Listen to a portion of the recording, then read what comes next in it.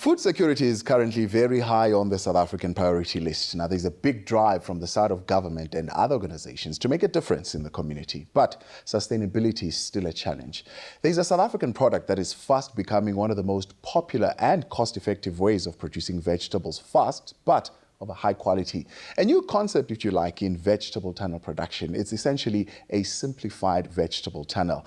The sustainability of the project is secured through setting up a small enterprise. Not only can fresh produce be produced to communities, but small profits can be generated. The end result, of course, job creation as well as food security. To talk to us more about this concept, we've got Christelle Hart, Central Social Economic Development Coordinator at Tongaat Hulett Starch. Christelle, good morning and thank you for joining us. Morning, Tabu. Thank you for the opportunity. What inspired you to get involved as an organization with this concept? What motivated us to embark on this initiative is the fact that it's so sustainable. You know, the saying that if you give somebody a fish, you feed him for one day. But if you teach him how to fish, then he can feed himself for the rest of his life. We support that philosophy at Tongaat Hulett Starch, and we want to touch the lives of people for more than just one day. And essentially, how does the whole concept work? Basically, the veg tunnels provide a convenient method to grow a wide variety of vegetables. There's no special requirements for setting up the tunnels, no electricity, no big irrigation systems. The tunnel can be erected anywhere. It is frost-free and it provides the ideal climate for growing plants. And what are the key objectives of the project? The key objective is to supply a continuous source of food to the owner of the tunnel. And how does that then actually work in terms of also setting up an enterprise and a way of generating income?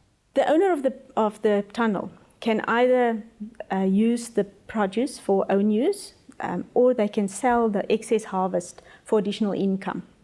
So they can actually further produce the product into jams or chutneys or pickled veggies. Christelle, let's talk a little bit more about the tunnel itself. How much does it cost and how is it set up? What is the makeup of that tunnel? The average cost of a tunnel is in the region of 20,000 Rand, and that is all inclusive. The bags, the ground cover, it's a combination of galvanized steel and PVC pipe to erect the tunnel, and it's covered with a 40% shade netting. And the cost also includes the fertilizer and the sand inside the bags, as well as the hose pipes, etc., for the irrigation. So essentially the beneficiary needs to just have a space or piece of land? They just need a flat piece of ground so that the tunnel can be erected. And then they get the training to run with the tunnel.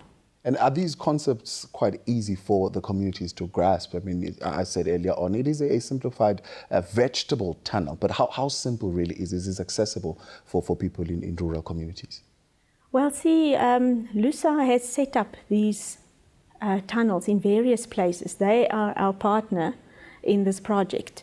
And with the capacity and skills at this stage to train the people. So training is a very important element to sustain these projects.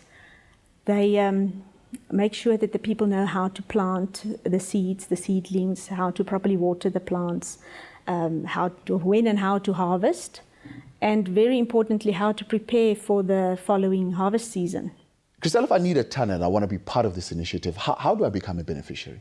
Tabu, at this stage, our partners, the LUSA Community Chest in the Vaal Triangle, identify organizations and institutions with a need for a continuous food supply, a bit of more food security. And they then link these organizations up with sponsors to get a tunnel. How has this initiative impacted the communities and the beneficiaries thereof? Because they can gain additional income from it, it actually gives a great opportunity to smaller non-profit organizations to become more self-sustainable and less dependent on external donations for their survival. And why is it important for private organizations or companies, for that matter, and government to reach out to communities, particularly at this time? Look, we all know that companies have a responsibility to invest back into their surrounding communities. Why specifically with food security programs? Well, because food scarcity is becoming an increasing threat globally, and food is the most basic need to satisfy. And yourself, how long have you been involved with the particular initiative? We have sponsored specifically 2 tunnels at a small non-profit organization. They now have their own food supply, and they can actually work with the product to gain a little bit of extra income. Fantastic. Well, Christel, thank you so much for sharing this with us this morning. Much appreciated. Thank you, Ted.